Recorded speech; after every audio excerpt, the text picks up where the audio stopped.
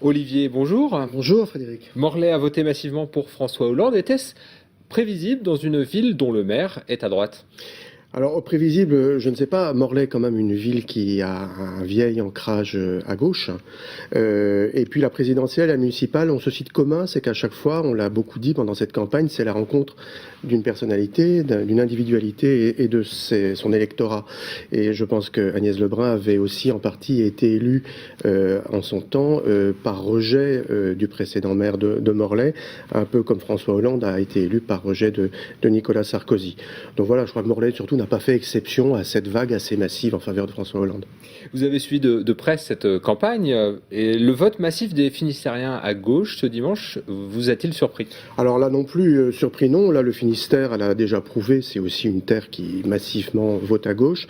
Je crois qu'on a la manifestation là du fait que la greffe n'a jamais vraiment pris entre Nicolas Sarkozy et la Bretagne en général, et singulièrement le Finistère. On ne va pas revenir sur les nombreux épisodes et les frictions qu'il y a pu y avoir entre le candidat et ce territoire.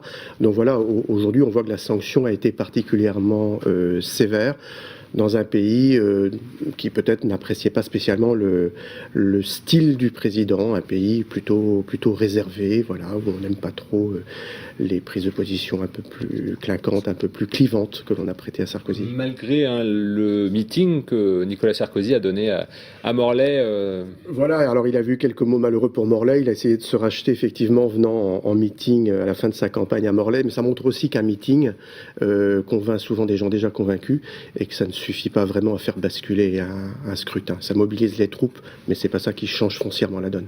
François Hollande est venu aussi, lui, dans le Finistère. On l'a vu dans les rues de Quimper. Alors, est-ce qu'il va choisir des Bretons, puisque pour récompenser, si on peut dire, la Bretagne de ce vote massif en sa faveur? Alors, il y a des noms qui circulent. Si on raisonne un peu plus largement, bien sûr, que le département, c'est vrai qu'en Loire-Atlantique, le nom de Jean-Marc Ayrault circule depuis déjà longtemps pour un poste important, peut-être de Premier ministre.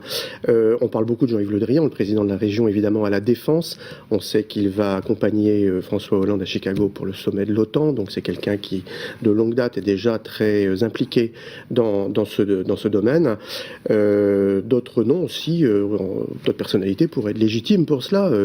On a vu Marie-Lise Lebranchu dans le reportage qui a déjà connu un ministre important, donc garde des Sceaux, donc qui pourrait prétendre aussi à un ministère important. Jean-Jacques Urvoas peut-être avec quelques ambitions, peut-être Claudie Le Breton dans les Côtes-d'Armor. Donc je pense que les prétendants vont être très nombreux d'une manière générale. Tout le monde ne pourra pas être servi. Il va sûrement y avoir des choix, des arbitrages un peu compliqués.